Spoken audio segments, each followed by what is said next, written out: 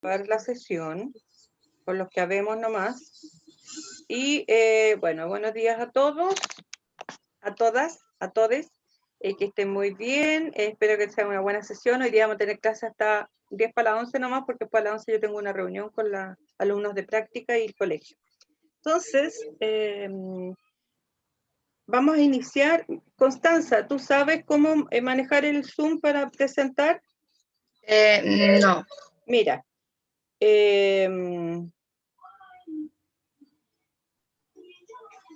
tú tienes que ir abajo, o sea, aquí en la pantalla hay una teclita verde. No sé si la ves. Sí. Ya, esa dice Share Screen. Entonces tú aprietas una vez. Mira, yo te voy a mostrar. Mira mi pantalla. Aprietas una vez. Aquí yo estoy con dos pantallas. Ahí. Entonces, después de que aprietas una vez ahí, aprietas ahí donde dice Screen, la que está con azul. Aprietas una vez ahí y después vas a apretar tu archivo. Después que aprietas tu archivo, pones Share.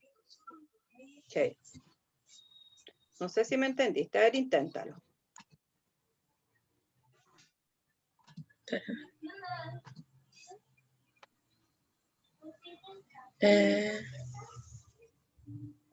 Ay. Primero Share Screen. Después la pantallita que tiene el borde azul que dice Share. Allá. Ahí funcionó. Sí, ahí está funcionando.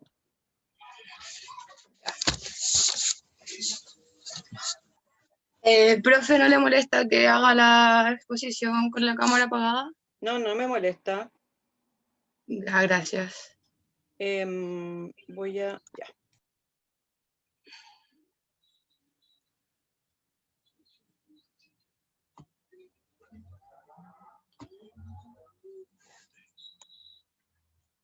Ya. Dame un segundo que algo pasó, está cargando. Perfecto. Ahí sí, se ve maravilloso.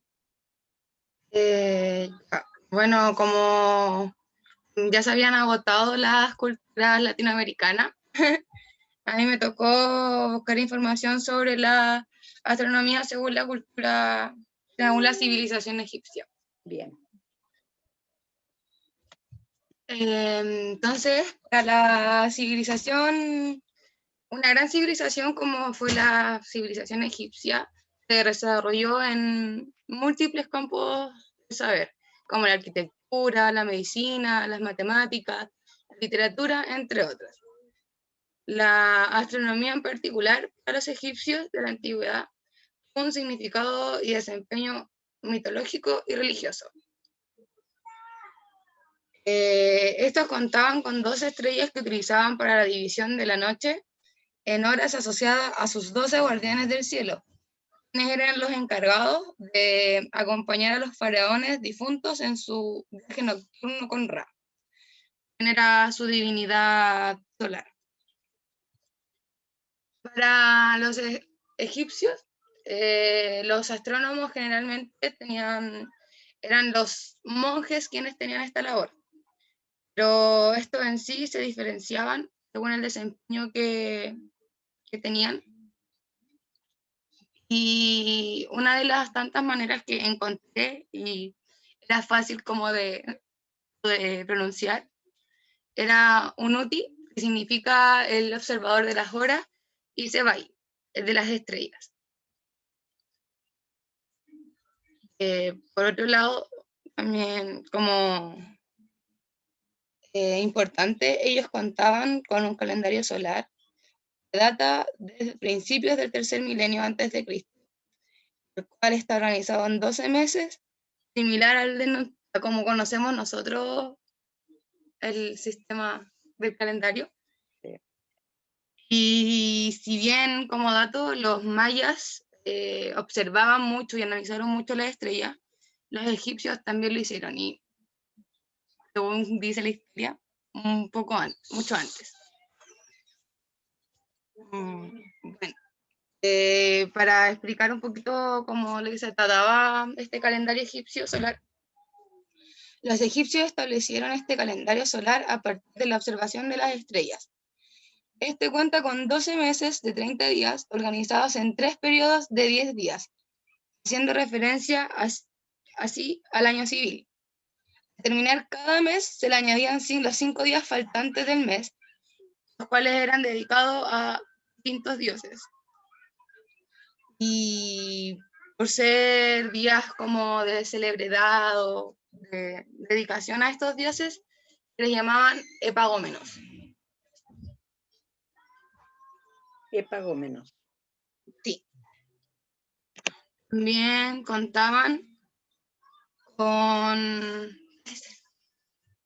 Perdón, se me subió un gato. También contaban con un sistema como de relojes, también se basaban en la observación de las estrellas. Se basaba en la observación del orteliaco de ciertas estrellas. El orteliaco es una estrella en su principio, en su primera aparición. El horizonte del este después de su periodo de invisibilidad. O sea, es como cuando empiezan a aparecer las estrellitas la noche. Okay. Los egipcios, para esto los egipcios, ay, espérame, se me pegó.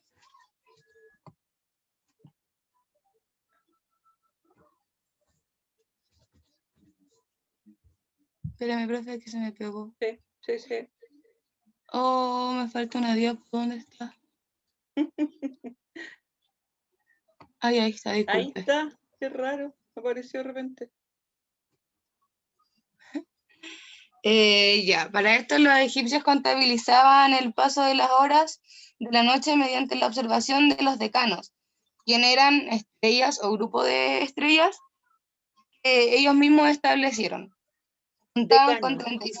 sí, decanos, los cuales establecieron 36 decanos, Mira, uno por cada semana del año civil, más otros 12 decanos utilizaban para los días epagómenos.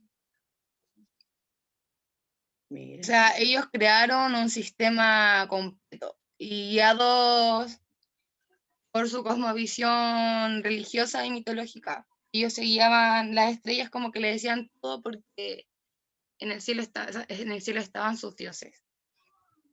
Entonces, para comenzar la noche y como su observación de las estrellas, estos daban a la llegada del crepúsculo, cuando comenzaba la aparición de las estrellas. Cuando el decano, el primer decano era visible, hasta que salía por el horizonte, como, ay, disculpe, cuando era visible por el cielo oeste, y luego cuando este desaparecía por el horizonte oriente. Por el este, y después pues, se desaparecían por el oeste. Sí. Sí. Entonces Bien. ellos así observaban las estrellas y podían sacar sus deducciones y todo. Excelente. Otro dato también como interesante de los egipcios es que ellos no contemplaban el año bisiesto. Si También, bien eran, sí, lo contemplaba en el año bisiesto. pero cada 4 años se les sumaba como un día. Bien. No lo contemplaban siempre, como que, y gracias a eso se volvió un poco como, ¿cómo se llama? Como un poco rodante este tema de su calendario, como que sí iba generando ya muchos cambios, como que era un poquito complicado mantenerlo un poco estable. Sí, tenían que modificarlo, Claro, actualizarlo continuamente. claro, de hecho yo busqué fotos y las fotos que tengo aquí son distintos calendarios, pero este calendario que tengo acá ¿Mm? es el calendario de la época en que se partió, Sí. que es del principio del tercer milenio antes de Cristo.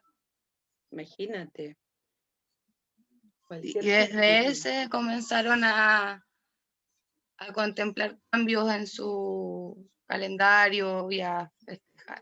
¿Y averiguaste para qué usaban la astronomía en su vida diaria? La astronomía en su vida diaria es que yo por lo que encontré y leí, fue que era gran parte religioso, porque Ya. estaban sus divinidades en el cielo. Ya. Entonces, giraba como giraba todo en cuanto a la deidad y la religiosidad de estos días festivos, los días como en que podían hacer cosas según los dioses, del dios que le tocaba. Ya.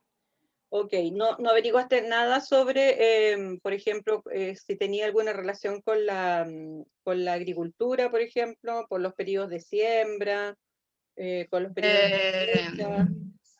Encontré información, pero no como muy exacta, y me compliqué al Ya, perfecto. ponerla, porque me hablaba como que toda la información que se ha tenido y se ha captado de la astronomía egipcia es la información que tienen en las pirámides. Ok, sí, como que se ha concentrado ahí, Claro, ¿cierto? y realmente como que hay papiros así como escritos de astronomía, porque ellos dibujaban todo, o estaba todo como Escrito, el legado en las pirámides con sus faraones.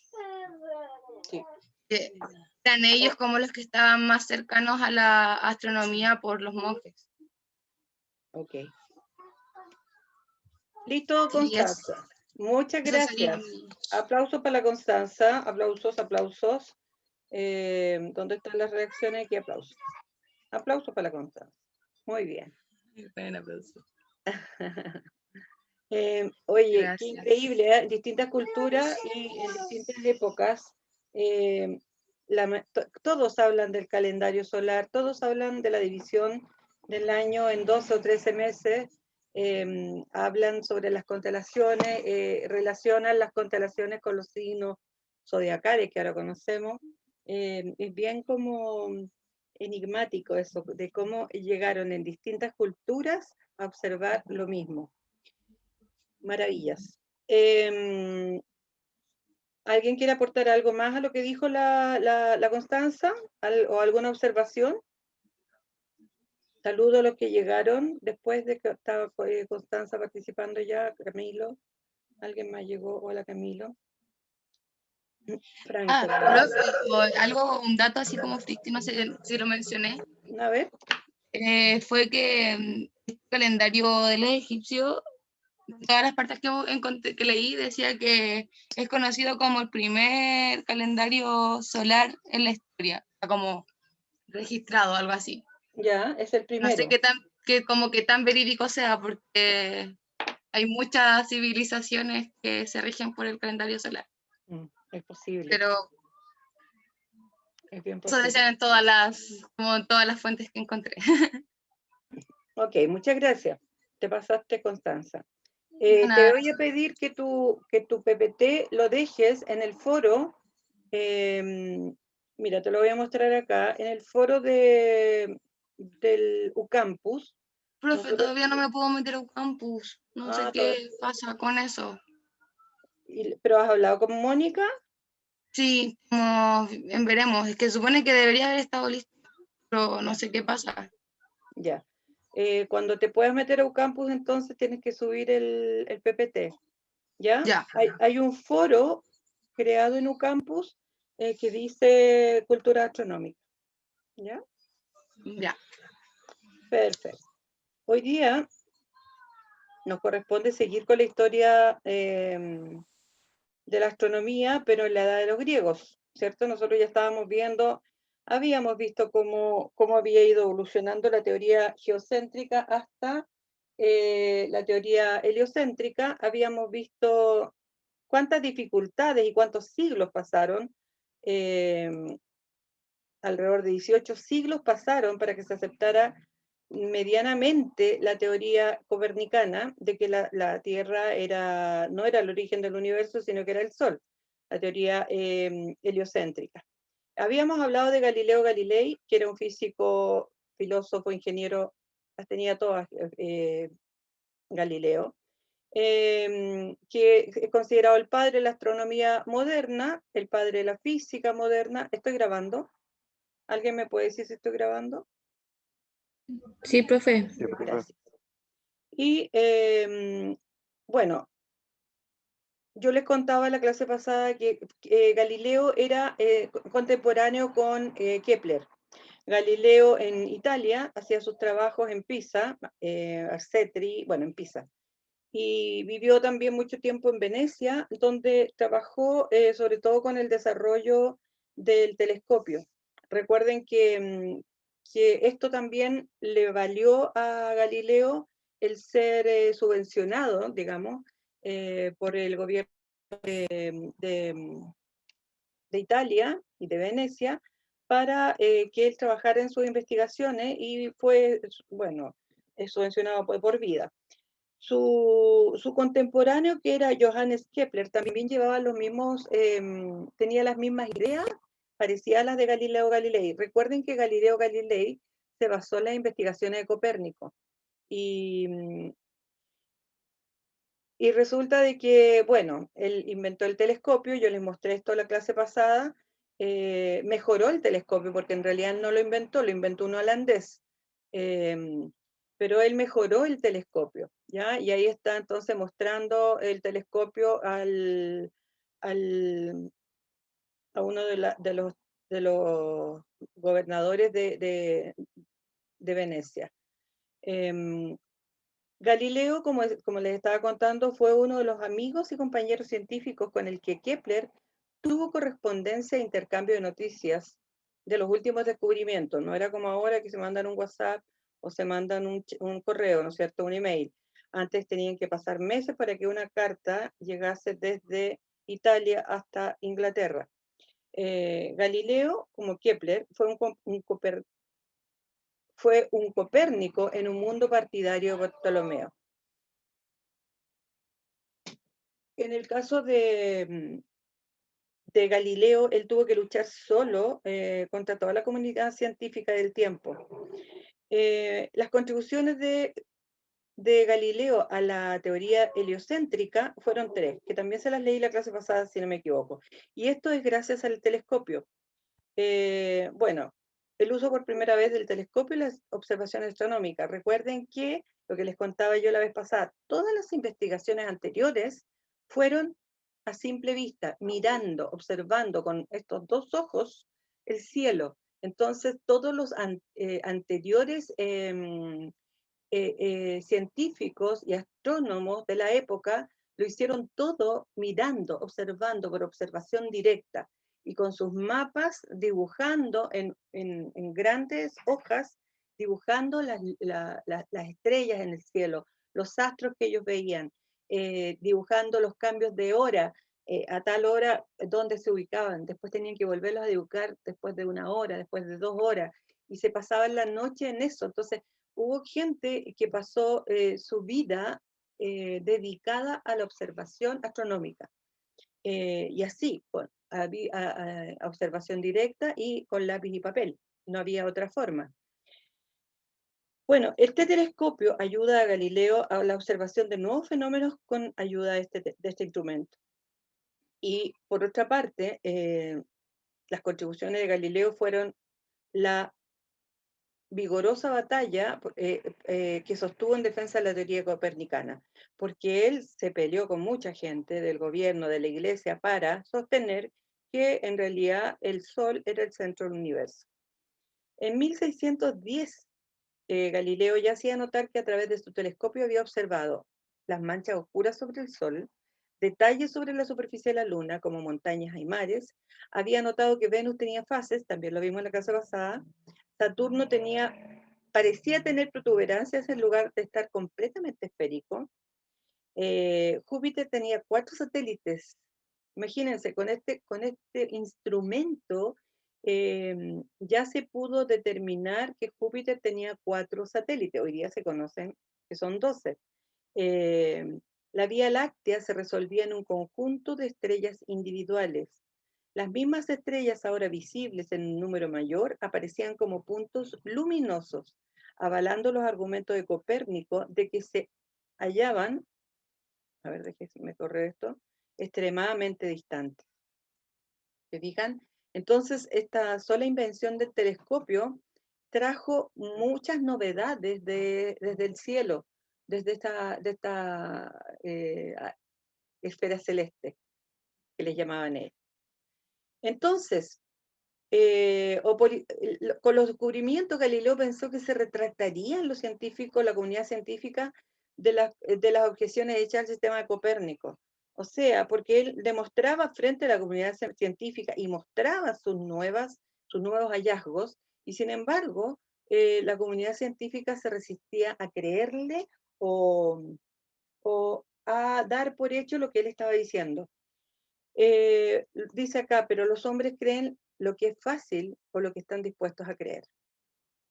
Los escolásticos, la gente de la iglesia, en lucha con los nuevos partidarios de Copérnico, estaban convencidos de que la teoría heliocéntrica, además de sus errores teológicos, era falsa y contradictoria con el sentido común de las observaciones.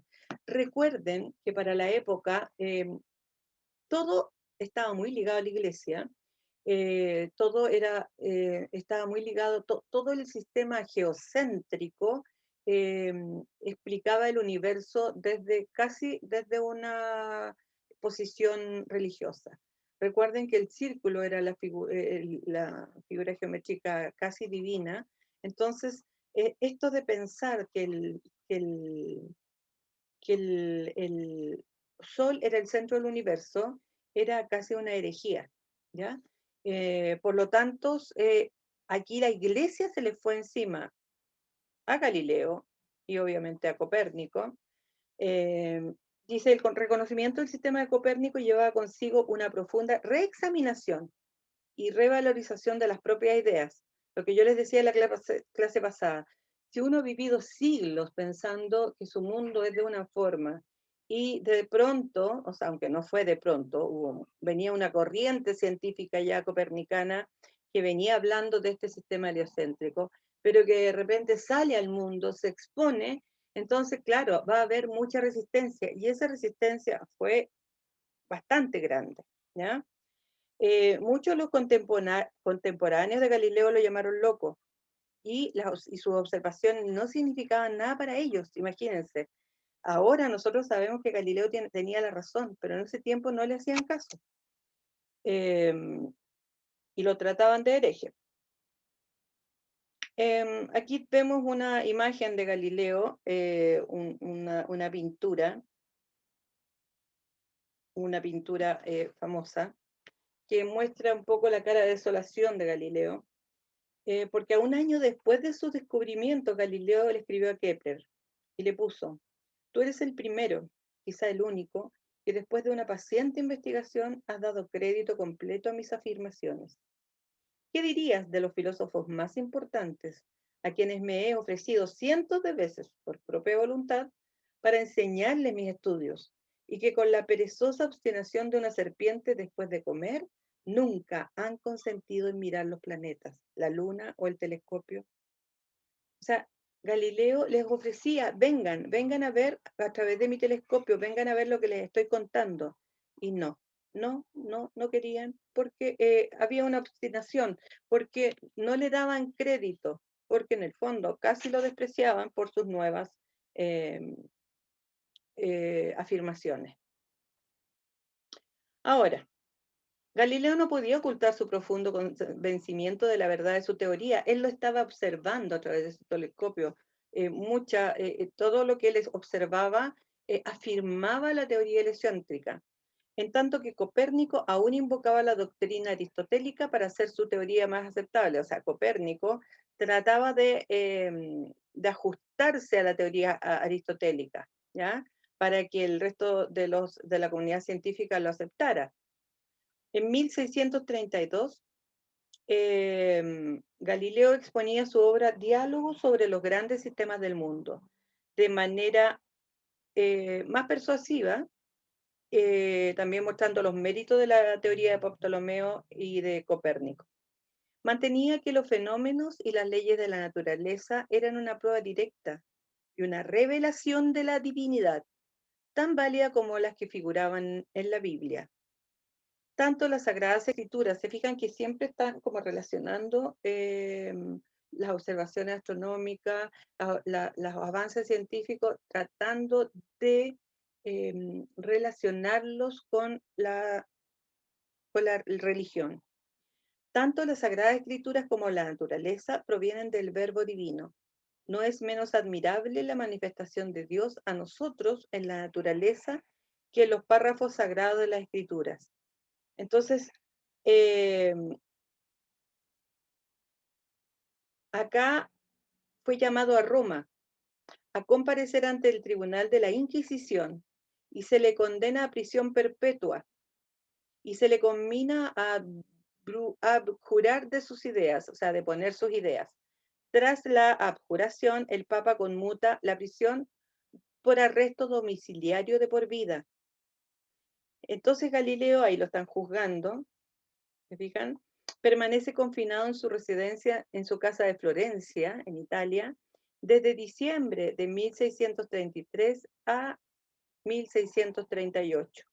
Muere en Arcetri, en el pueblo de Arcetri, el 8 de enero de 1642, rodeado de sus discípulos, viejo, cansado y ciego, a la edad de 77 años. Entonces las contribuciones de Galileo fueron enormes, pero para la época la comunidad científica no las aceptaba.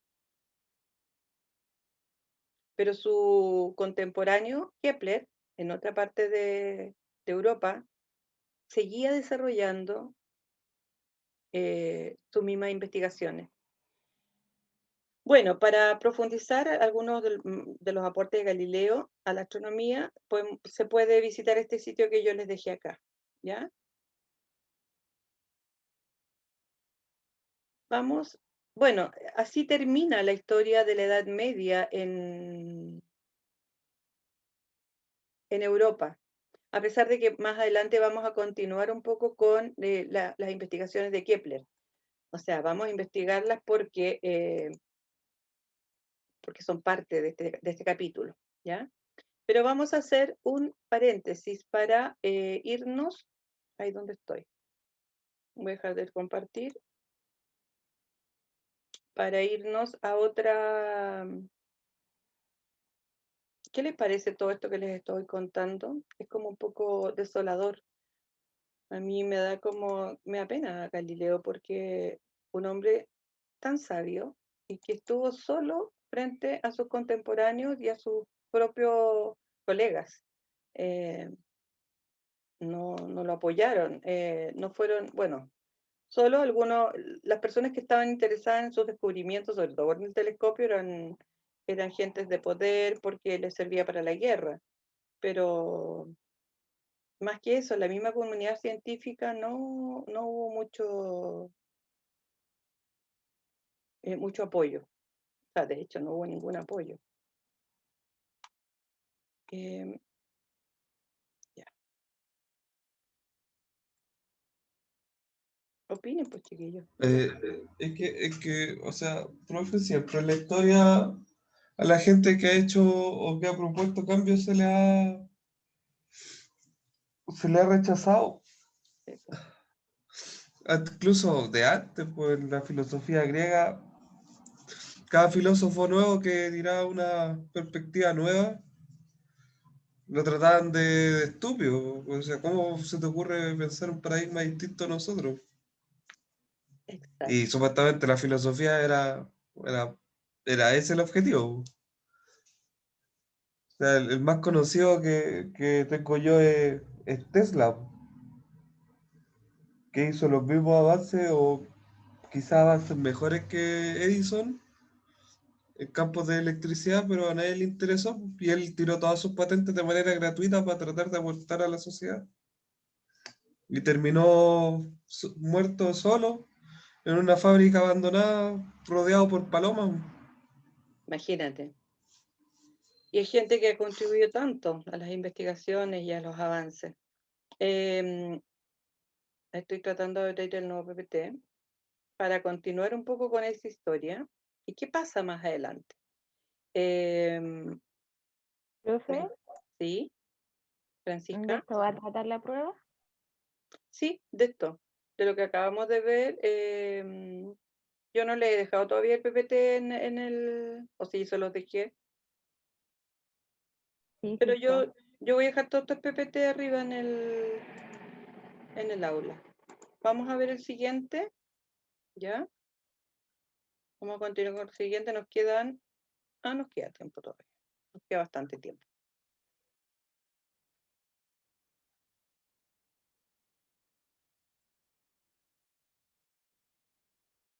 Bueno, como yo les contaba, Kepler y Galileo fueron contemporáneos. Kepler en Inglaterra. ¿Se ve el PPT?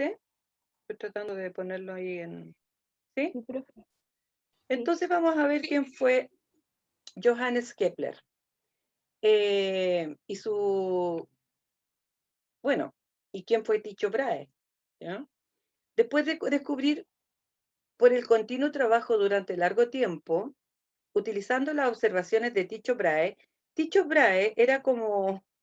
Sería bueno que leyeran la historia un poco de Tycho Brahe, porque era como un, no sé, una especie de junior en un laboratorio de ahí en Inglaterra, y él empezó como a observar por iniciativa propia el cielo. Y empezó a hacer mapas del cielo, mapas astrales, y resulta que fueron tan buenos que Kepler basó muchas de sus observaciones en los mapas que había hecho Tycho Brahe.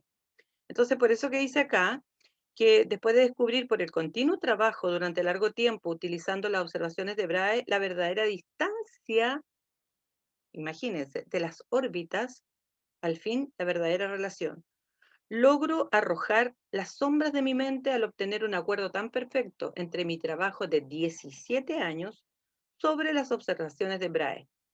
Y este estudio que ahora presento, que al principio creí que estaba soñando. Y él presenta en 1619 un trabajo que se llama Armonía del Mundo.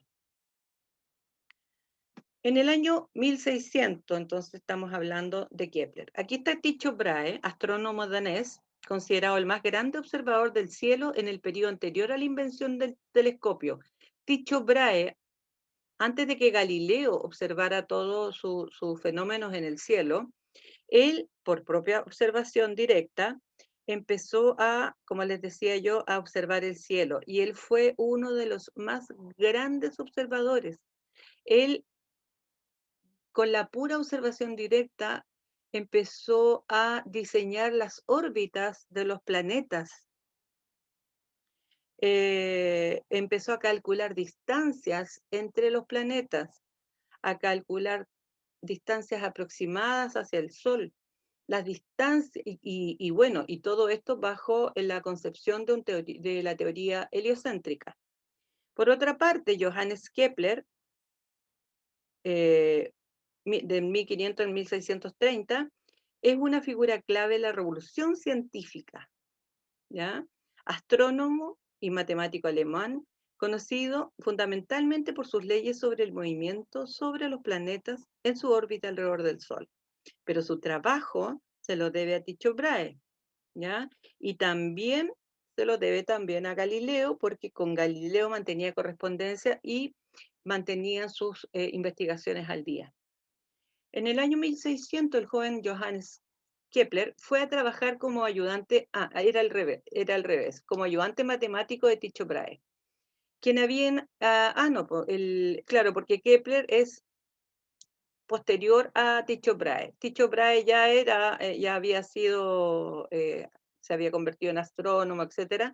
Entonces él estaba trabajando y cuando llega Johannes a trabajar con Tycho Brahe, él era como como ayudante, ¿ya? Quien había estado recopilando exhaustivamente datos astronómicos sobre la posición de los planetas en el cielo. Cuando muere Brahe, a partir de los datos que él tenía, Kepler intentó obtener la órbita circular de Marte, pero ningún círculo se ajustaba a la medida de Tycho. En lugar de círculos, Kepler encontró que utilizando elipses, el ajuste con las observaciones era perfecto. Y así surgieron las leyes de Kepler. En realidad no es que haya encontrado inmediatamente que utilizando elipses el ajuste con la observación era perfecto. Lo que hacían en primer lugar era tratar de ajustar los círculos y pensar que esas órbitas eran circulares, pero cambiaban como de posición los círculos. Entonces, si yo muevo un círculo para la derecha y la izquierda, y lo muevo muy rápido, al final, claro, el movimiento es una elipse. Entonces, ellos primero trataron de como explicar ese movimiento a través de círculos, pero finalmente se dieron cuenta que era una elipse. Kepler no comprendió el origen de sus leyes. Fue Newton, muchos años más tarde, quien escribió con precisión las magnitudes que permitían explicarlas, anunciando así la ley de la gravitación universal. ¿Ya? Miren ustedes, vamos a ir viendo. La primera ley de Kepler es la ley de las órbitas. La primera ley de Kepler dice, conocida como la ley de las órbitas, acaba con la idea mantenida también por Copérnico de que las órbitas eran circulares. Los planetas giran alrededor del Sol siguiendo una trayectoria elíptica. El Sol se sitúa en uno de los focos de la elipse, ¿ya? En uno de los focos. Y, a ver, acá tenemos los elementos de la elipse, esta es la elipse, el centro de la elipse está ahí, igual que el centro de la circunferencia, pero a diferencia de la circunferencia o del círculo, la elipse tiene dos radios, ¿ya? Tiene un radio mayor y un radio menor, o diámetro mayor o diámetro menor, que es este, es el radio o diámetro menor, y este es el diámetro mayor. ¿Se fijan? Además tiene dos focos, ¿cierto? Distancias que al centro de la elipse están igual, a la misma distancia. Y ocurre, denme un segundo, estoy pensando. Claro. Ocurre que si uno puede dibujar una elipse poniendo una cuerda amarrada aquí, en este punto, no tensa, sino que suelta, bastante suelta, y amarrada acá. Entonces uno la tensa hasta que se ponga tensa con algún lápiz y uno puede ir dibujando la elipse. Entonces queda justamente ahí dibujada la elipse y esos puntos donde estaba amarrada la cuerda son los focos. Bueno, habla del lado recto, que sería esto, que es la perpendicular que pasa por cada uno de los focos y que es perpendicular al radio menor. Esos son los puntos o los elementos centrales de la elipse. Solo para que los conozcan, y ustedes lo deben haber visto en geometría, pero no tienen mayor relación con lo que vamos a ver ahora. Solo para que los conozcan. Ahora, la excentricidad E de una elipse es una medida de lo alejado que se encuentran los focos del centro. Aquí les voy a explicar. Si una elipse tiene poca excentricidad, quiere decir que este foco está más cerca. ¿Ustedes ven mi puntero? Sí, profe. Ya. Igual lo voy a poner acá. Quiere decir que este foco está más cerca del centro y este foco también, porque están a la misma distancia. Si yo voy acercando los focos al centro, acercándolos al centro, voy a coincidir con el centro y voy a tener un círculo, ¿cierto? Porque si yo vuelvo a la idea de amarrar un hilo o un cable a este punto y amarrar un hilo a este cable a un punto y empezar a dibujar la elipse, si yo acerco los puntos hasta ponerlos juntos en el centro, lo que voy a dibujar con el cable ahora va a ser un círculo. La excentricidad tiene que ver con esto. Mientras más achatada es la elipse, más excéntrica es. Mientras menos achatada y mientras más parecida al círculo es la elipse, menos excéntrica es. Por lo tanto, la excentricidad tiene que ver con lo achatado o no que tenga una elipse. Lo achatada o no que sea la elipse o lo distante que estén los focos de su centro. A mayor distancia de sus focos del centro, mayor excentricidad. Para calcular la excentricidad hay una relación matemática que es esa. Y nosotros tampoco Dígame. ¿Cómo dijo? A mayor... Dije. ¿Cuándo había mayor excentricidad? Perdón. Sí. A mayor distancia de los focos con su centro, mayor es la excentricidad. A mayor distancia de los focos con su centro, es mayor la excentricidad. Entonces, cuando una elipse es más excéntrica, cuando es más achatada, ¿ya? Es más larguita para los lados. Es menos excéntrica cuando es más parecida a un círculo, ¿ya? Para calcular el valor de la excentricidad se ocupa esa relación, donde A es el radio o mayor, esa distancia, A, y B es el radio menor. Entonces se pone esa relación, 1 menos B cuadrado partido por A cuadrado, todo eso bajo raíz cuadrada, y eso me da la excentricidad. A mayor excentricidad, mayor distancia de los focos con el centro, a menor excentricidad, menor distancia de los focos con el centro. Que no es un punto que vayamos a estudiar, solamente conocer, ¿ya? O tener esa relación ahí en cuenta. La mayoría de las órbitas planetarias tienen un valor muy pequeño de excentricidad, es decir, una excentricidad cercana a cero. Esto significa que a nivel práctico se podrían considerar como círculos descentrados. Y ahí es donde yo les decía, claro, por eso que les costó tanto llegar a concluir de que las órbitas eran elípticas, porque en el fondo eran elípticas, pero casi circulares, porque sus excentricidades son muy pequeñas. Entonces, por eso decía que se podría considerar que eran círculos descentrados. Me cuesta pasar de una lumina a otra. Ahí. La primera ley de Kepler se enuncia de la siguiente manera.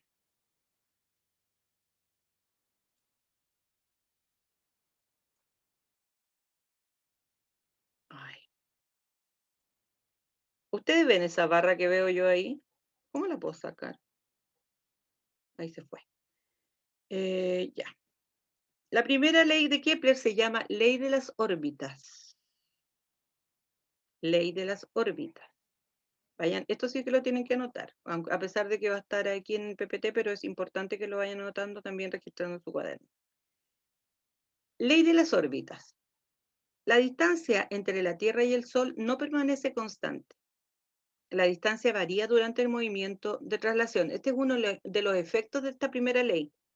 Entonces, ¿qué dice? Que la Tierra se va moviendo alrededor de esta órbita, que es una órbita elíptica, donde el Sol está en uno de los focos de esta órbita elíptica. ¿Ya? Aquí yo tengo un foco de esta elipse y el Sol está ubicado en otro de los focos de la elipse. Y la Tierra se mueve alrededor de esta órbita elíptica. ¿Ya? Después, este es el efecto, que la distancia entre el Sol y la Tierra no permanece constante. De hecho, cuando la Tierra está ubicada en este punto, su distancia es mayor que cuando está ubicada a este punto, su distancia al Sol. Como son cantidades tan grandes, al final uno calcula el promedio de la distancia al Sol, porque no tiene mayor influencia. Pero es importante saber que sí ocurre, que existe esta distancia que es mayor y que existe esta distancia que es menor. Y eso también tiene algunas consecuencias. ¿Consecuencias cómo? El diámetro aparente del Sol varía en forma inversa a la distancia Sol-Tierra. Cuando yo estoy acá, veo que el Sol tiene un diámetro aparente, ¿cierto? Menor a cuando la Tierra está acá. Cuando la Tierra está ubicada en esta posición, si yo miro el Sol y calculo su diámetro, va a ser un poquito mayor al que cuando yo lo calcule acá.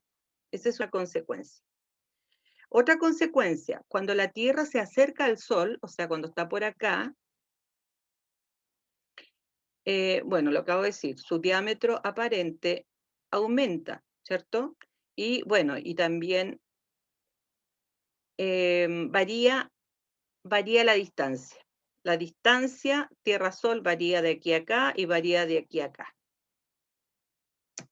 El Sol al alejarse la Tierra del Sol, el diámetro aparente disminuye, obviamente, y el diámetro máximo del Sol visto desde la Tierra se produce durante el perihelio.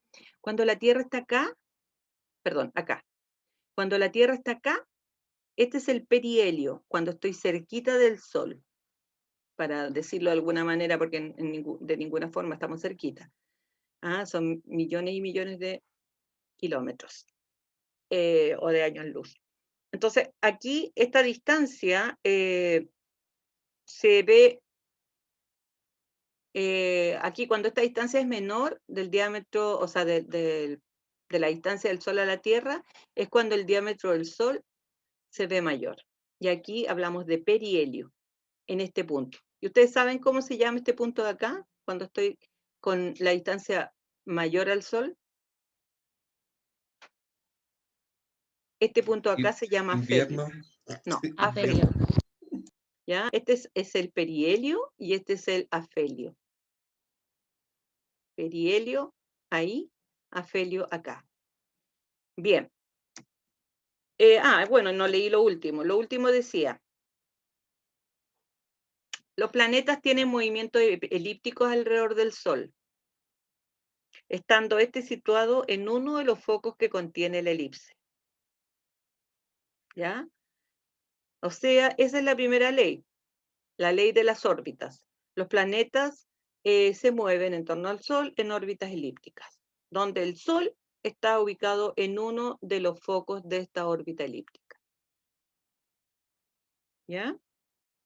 Primera ley de Kepler. Segunda ley de Kepler. Ahí tenemos la Tierra moviéndose alrededor del Sol. Bueno, el Sol se supone que está ubicado en uno de los focos. Aquí estaría el otro foco según este modelo.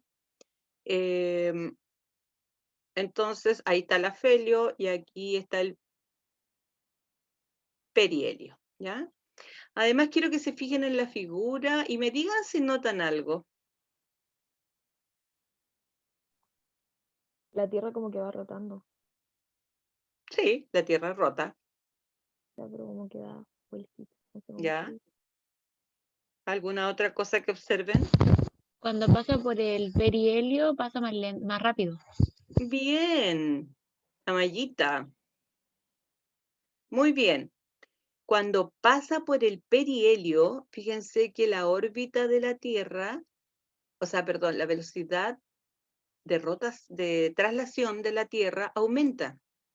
Entonces, la segunda ley, conocida como la ley de las áreas, nos da información sobre la velocidad a la que se desplaza el planeta. ¿Y por qué creen ustedes que pasa eso? ¿Qué explicación le darían ustedes a eso? Por la fuerza de gravedad del Por la Sol. fuerza de gravedad, exactamente. Porque al estar más cerca del Sol, la fuerza de gravedad con que el Sol atrae la Tierra y viceversa es mayor. Por lo tanto, ahí se produce como una especie de aceleración, ¿ya? La segunda ley, conocida como la ley de las áreas, nos da información sobre la velocidad a la que se desplaza el planeta. La recta que une un planeta con el Sol, y si ahora nosotros dibujáramos o trazáramos rectas, dice, la recta que une el planeta con el Sol barre áreas iguales en tiempos iguales. Para que esto se cumpla, la velocidad del planeta debe aumentar a medida que se acerca el Sol. Porque lo que está diciendo aquí, que se llama ley de las áreas porque barre áreas iguales en tiempos iguales. Y aquí está explicado eso. Si yo dibujo acá una especie de un arco, ¿no es cierto? Un arco de la elipse, y veo esa área que barrió en este tiempo, por ejemplo, en un mes, el planeta Tierra o otro planeta se desplazó todo eso, ¿ya? Esta área es la misma de acá y aquí también se demoró un mes. Por eso que dice, barre áreas iguales en tiempos iguales. Esto sugiere que la presencia de una fuerza que permite al Sol atraer a los planetas tal y como descubrió Newton años más tarde. porque cuando Kepler formuló estas leyes, todavía no se sabían, todavía Newton no había formulado sus leyes de la gravitación universal, ¿ya? Suponiendo que el tiempo que se tarda en recorrer un espacio S1, S2 y S3 es el mismo, suponiendo que este tiempo de acá es el mismo que el tiempo que se demora en recorrer eso, y suponiendo que es el mismo tiempo que se demora en recorrer eso, las áreas, estas áreas barridas, son iguales. Y esto se debe a que la velocidad aumenta o disminuye si está lejos del Sol y aumenta cuando está cerca del Sol. ¿Ya? Entonces, esta relación yo la encuentro fascinante porque es algo que, recuerden, todavía teníamos hasta ese momento solo el telescopio y nada más. Gracias a Galileo y a este otro astrónomo holandés. Pero los telescopios, los mejores telescopios los hizo Galileo. Entonces, y además que Kepler se basó en el estudio de Tycho Brahe, o sea, en estos mapas que él decía. Entonces, ¿cómo pudo determinar todo esto a simple observación? Bueno, con los instrumentos que ellos tenían de la época, pero que eran puros instrumentos geométricos en el fondo. Pero no había un proyecto ALMA, no había un observatorio Tololo, no había, etcétera, no había observatorios de la NASA como para observar todo esto. Esto era a pura observación directa. Ya, bueno, ya mucho cálculo matemático. Entonces, aquí estamos viendo una animación de lo que ocurre si yo estuviera marcando las áreas. ¿Se fijan? En tiempos iguales, entonces las áreas recorridas son iguales. Y eso es lo que dice la segunda ley de Kepler. Ahora, esta ley la podemos de alguna manera formular con una expresión matemática como la que sigue. Bueno, ley de las áreas. El efecto que produce esta ley es que la velocidad con que se mueve la Tierra alrededor del Sol no es constante y varía, siendo mayor la velocidad cuando está más cerca del Sol y menor la velocidad cuando está más alejada del Sol. Bueno, estamos hablando de la Tierra, pero esto le ocurre a todos los planetas, a todos los astros que se mueven alrededor del Sol, ¿ya? Esto es válido para todos los astros que se mueven alrededor del Sol. Y más aún, si existen otros sistemas solares, y de hecho lo existen, también ocurre lo mismo, ¿ok? Las consecuencias de esto. La duración de las estaciones en ambos hemisferios son diferentes. Por ejemplo, el verano, miren, el verano en el hemisferio norte, cuando la Tierra se mueve más despacio en su órbita, dura más que el verano en el hemisferio sur. O sea, en el hemisferio norte, ellos allá arriba, tienen más tiempo de verano que nosotros cuando estamos acá en verano. Increíble. Entonces, claro, porque si volvemos a esta figura y a esta animación ahí, claro, aquí en este momento el hemisferio norte está mirando al Sol y aquí en este momento el hemisferio sur está, por la rotación y la inclinación de la Tierra, está mirando al Sol. Aquí en este momento el hemisferio sur está más inclinado al Sol. Y acá cuando está en el afelio es el hemisferio norte el que está mirando hacia el Sol. Entonces por eso ocurre ese fenómeno. Esas son las consecuencias. Ahora, la segunda ley se puede expresar como las áreas barridas por los radios de los planetas son proporcionales al tiempo empleado por estos en recorrer el perímetro de dichas áreas. Esa es la segunda ley enunciada en palabras. Las áreas barridas por los radios de los planetas son proporcionales al tiempo empleado por estos en recorrer el perímetro de dichas áreas. ¿Ya?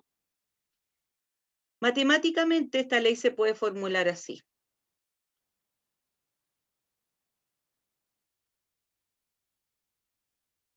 Ah, no, perdón. Esta es la tercera ley.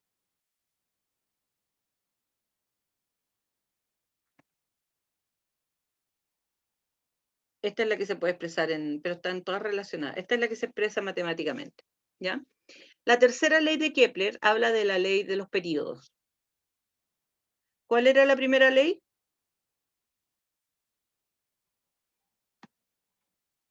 La de las órbitas, La de las órbitas. ¿Cuál era la segunda ley? la de las áreas. La de las áreas. Y la tercera ley, la ley de los períodos, ¿ya? Períodos es el tiempo que demora en dar una vuelta al Sol, a algún planeta. El período del planeta Tierra, ¿cuál es el periodo del planeta Tierra?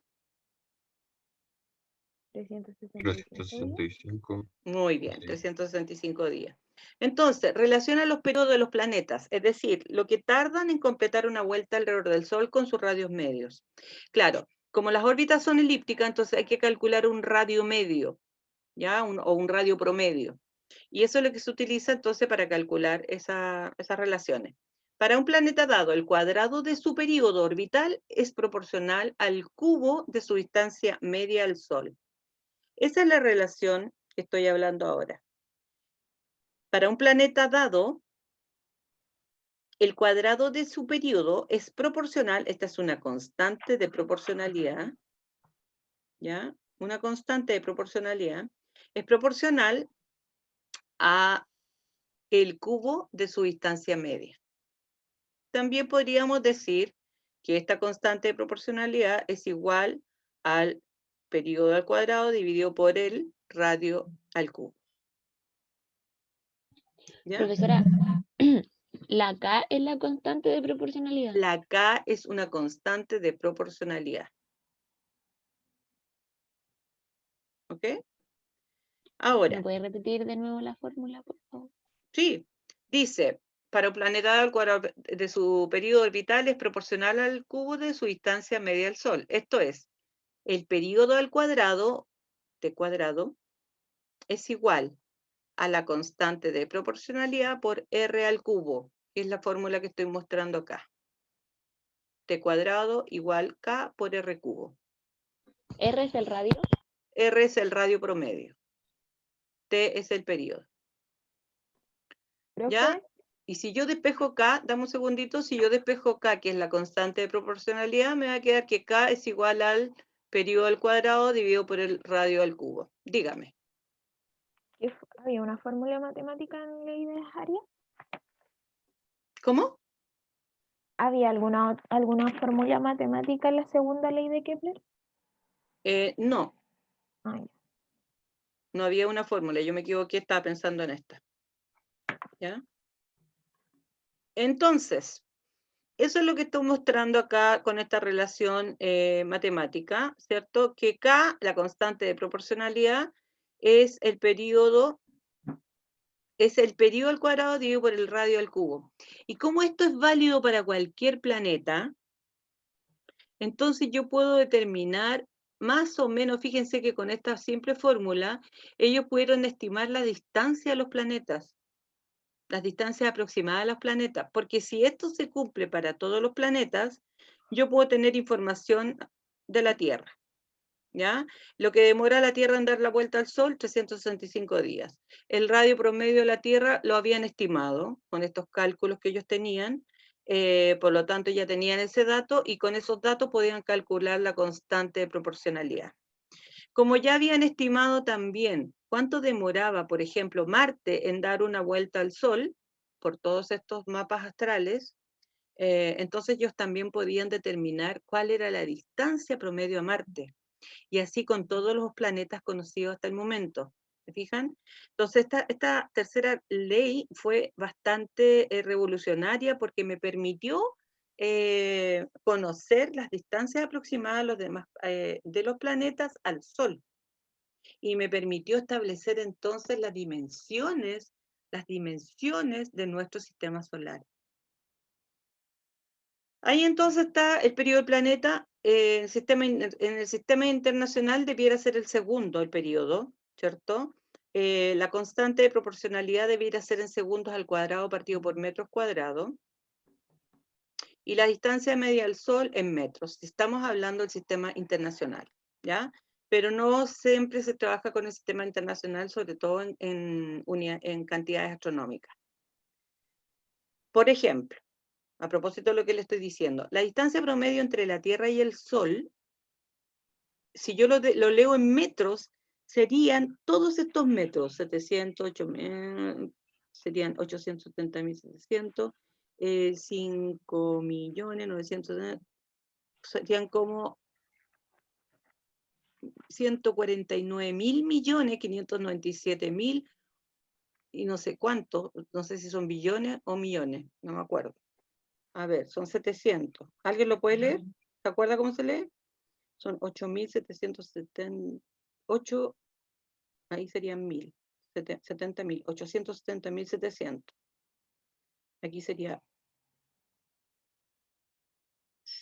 sí, 870.700. ¿Alguien? Parece que nadie más lo puede leer. Aquí serían 7.597.870.700. Y acá son 149.597.870.700. Gracias, Camilo. 149.000.000.000, 149.597, 149.000 millones, No, 149.597.870.700. 870.700 metros. Muy bien, eso es. A esa cantidad se le llama una unidad astronómica, ¿ya? Porque claro, son cantidades tan grandes en metros que mejor es traducirlas o transformarlas en una unidad que se llama unidad astronómica. Entonces, esta distancia promedio al Sol, que en el fondo es eso, la distancia promedia entre la Tierra y el Sol, se le llama una unidad astronómica. Entonces, así se empezaron a medir las distancias a los otros planetas con unidades astronómicas y la distancia a los distintos astros también en unidades astronómicas. Pero sabiendo esta relación, que una unidad astronómica corresponde a esa cantidad de metros. ¿Ya? Y es una distancia promedio, porque acuérdense que va a variar esa distancia entre el afelio y el perihelio, pero como necesitábamos establecer un promedio, se calculó ese promedio, ¿ya? Que sería la distancia promedio entre la Tierra y el Sol. La tercera ley, entonces, la ley de los períodos, se puede enunciar de esa forma. T cuadrado es igual a la constante de proporcionalidad por el radio del cubo, perdón, y se puede enunciar en palabras como, para cualquier planeta, el cuadrado de su periodo orbital es directamente proporcional al cubo de la distancia promedio al Sol. Y entonces, esto es lo que les decía yo, esto se hizo válido para todos los planetas y para todos los astros que giren en torno al Sol. Y ahora es válido, ahora que ya sabemos mucho más del universo, sabemos que esto es válido para cualquier astro que gire en torno a una estrella. Que gire en torno a una estrella. Claro, porque en el Sol es una estrella enorme que es el centro de un sistema solar, de un sistema planetario. Bueno, así como esta estrella nuestra, que es el Sol, existen otras estrellas a través de las cuales también giran otros astros. Y también se cumplen estas leyes de las órbitas, de los períodos y de las áreas. ¿Mm? Ahí tenemos entonces nuestro sistema solar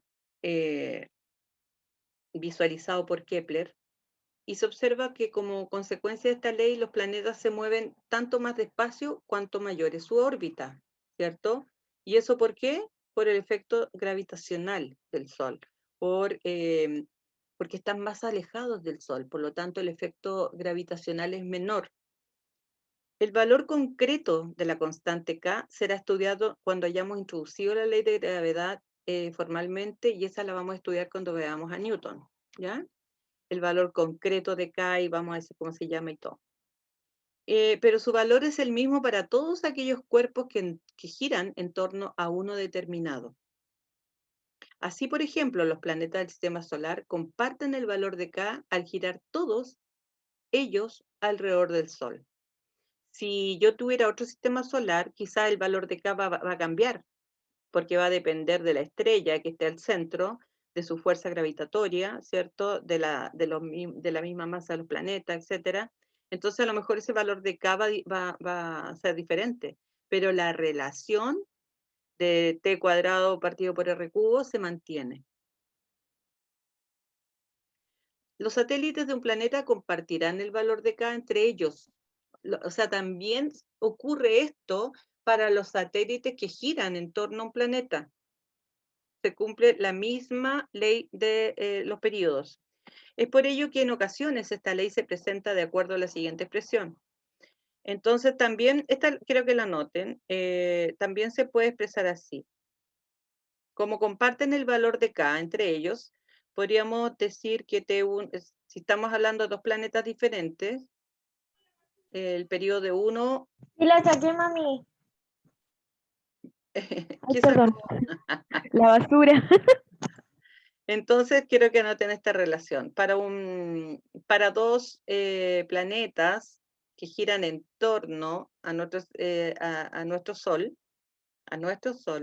se puede cumplir esto, que el periodo del planeta 1 al cuadrado por el periodo del planeta 2 al cuadrado va a ser igual al radio del planeta 1 al cuadrado multiplicado por el radio del planeta 2 al cuadrado. Y esto son el A del radio. Esta no la tomé mucho en cuenta porque en realidad no la vamos a ocupar mucho, al menos de que nos estén dando esa información en algún problema. Pero ese A se refiere a este A, que es el radio mayor de la órbita elíptica. Donde, bueno, los subíndices 1 y 2 indican los periodos T, distancias medias R y longitud del semieje mayor de las órbitas de los cuerpos que giran en torno al Sol. ¿Ya?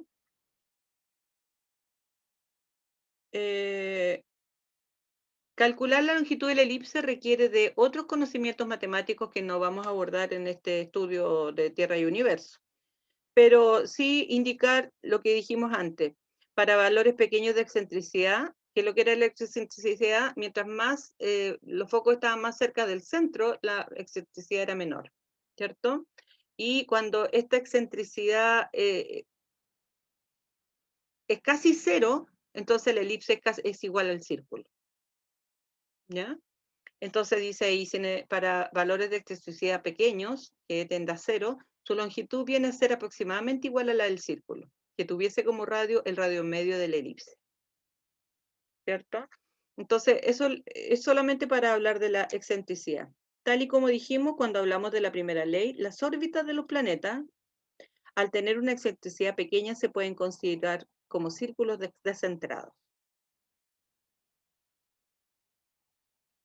¿Qué más? El valor medio del radio, valor del radio medio de una elipse. La distancia media R de un planeta al foco de su órbita, ocupado por el Sol, coincide con la longitud del semieje mayor de la elipse. Fíjense en la línea verde que está acá. O esta que es el semieje mayor.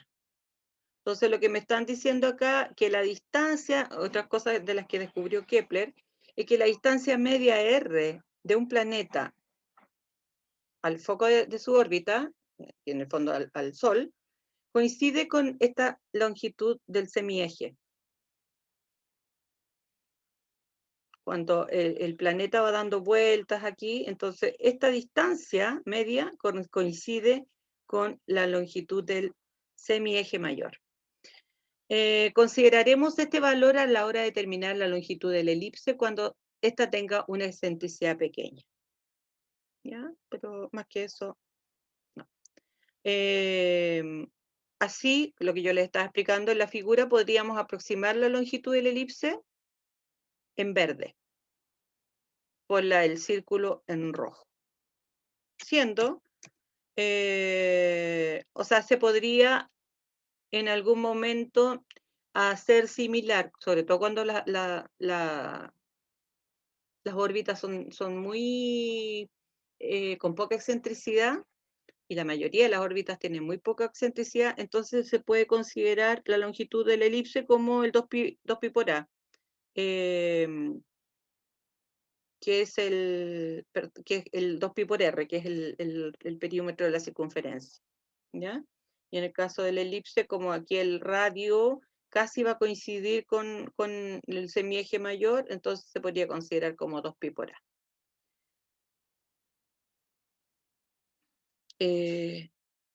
Aquí están entonces las órbitas de los planetas, las órbitas elípticas, ¿cierto? Ahí el Sol aparece casi al centro del elipse, porque son órbitas elípticas, pero casi circulares. Y ahí entonces están algunos datos de las distancias medias o promedio, pero en unidades astronómicas. ¿Ah? La excentricidad, que es muy cercana a cero, el periodo en años,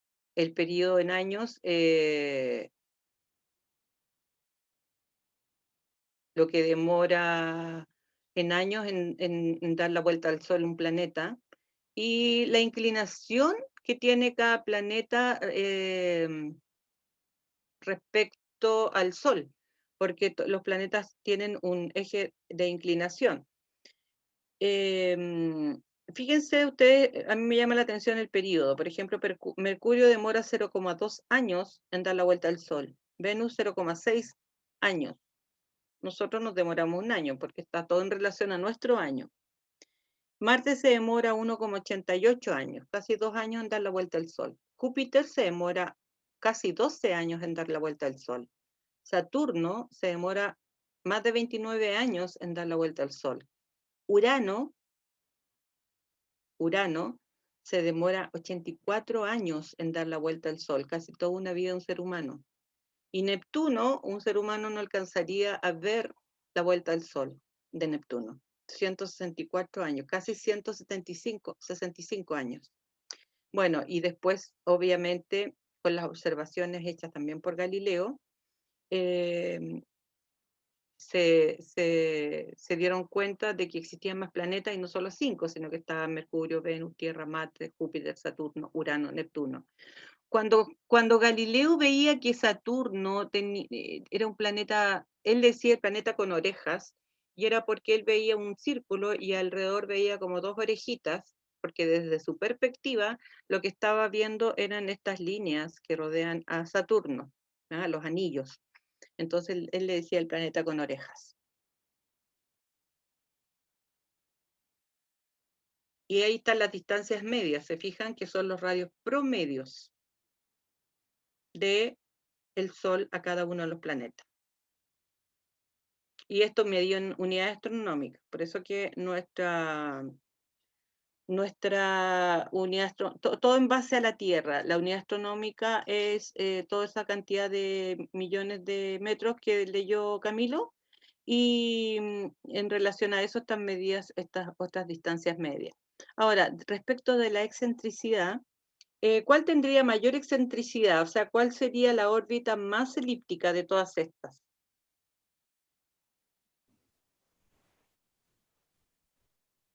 ¿Cómo, profe? ¿Neptuno? Respecto de la excentricidad, ¿cuál sería la órbita más elíptica de todos estos planetas? Recuerden, a mayor excentricidad, más parecido a una elipse es. A menor excentricidad, Neptuno. más parecido a un Neptuno. círculo. Neptuno. ¿Por qué Neptuno? Mercurio, profe, ¿o no? ¿Por qué Mercurio? Porque tiene una excentricidad más grande. ¿O no? ¿Cómo era la condición que tenía que Sí, tener respecto a la excentricidad? tipo. A mayor excentricidad, la órbita Más es más elíptica. tiende a ser más elíptica, sí. Claro, Entonces la excentricidad de Mercurio es más grande que la del resto de los planetas. exacto. Mercurio tiene una excentricidad mayor que la del resto de los planetas, porque es 0,2 y algo. 0,21 podríamos, si la aproximamos. Tiene una excentricidad de 0,21. ¿Cuál le sigue?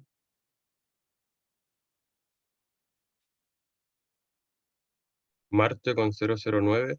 Muy bien, Marte con 0,09. ¿cierto? Y después, ¿cuál le sigue?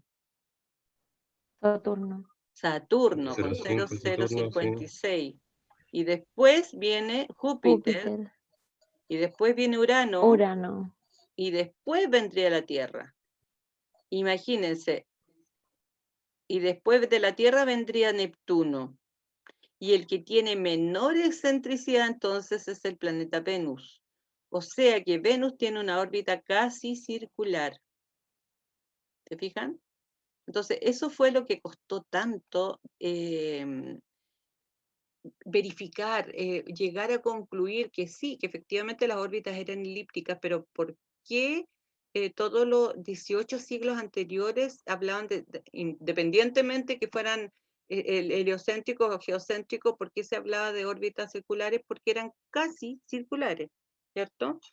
Pero Kepler, con sus observaciones basadas en Tycho Brahe, logra entonces determinar y descubrir que estas órbitas eran elípticas. Esta foto a mí me encanta. Me encanta, voy a sacar el de acá, porque nos da una relación de nuestro sistema solar. Una vista, una perspectiva de nuestro sistema solar, de la magnitud del Sol respecto de nuestros planetas y de la magnitud de nuestros planetas en relación a nuestro planeta Tierra. ¿Se fijan? Imagínense en la inmensidad que tiene el Sol respecto a Mercurio, respecto a Venus, a la Tierra y a Marte. ¿Ya? Y después, estos enormes planetas, porque si no miramos el Sol y miramos solo nuestro planeta, imagínense la dimensión de Júpiter, que es enorme, Saturno. Bueno, después vamos a ver que estos 4 planetas más cercanos al Sol tienen algunas propiedades en su composición y que estos 4 últimos planetas también tienen algunas propiedades en su composición. ¿Alguno de ustedes sabe algo de eso? Los países, o sea, los planetas gaseosos, Sí. ¿Cuáles serían? Saturno, Urano, Neptuno y Júpiter. Muy bien. Estos 4 planetas se llaman planetas gaseosos, ¿ya? Y los planetas que están más cercanos al Sol son los planetas. No me ¿Cuáles? sé el nombre. ¿No? No me sé el nombre de esos. Bueno, son los planetas rocosos. Porque están compuestos también más de roca y en el caso de la Tierra de agua. Kepler dedujo estas 3 leyes a partir de la observación del movimiento de los planetas, a partir de la observación directa, le diría yo, del movimiento de los planetas alrededor del Sol. Y gracias a ellas podemos estudiar también el movimiento de cualquier cuerpo que orbite alrededor del Sol.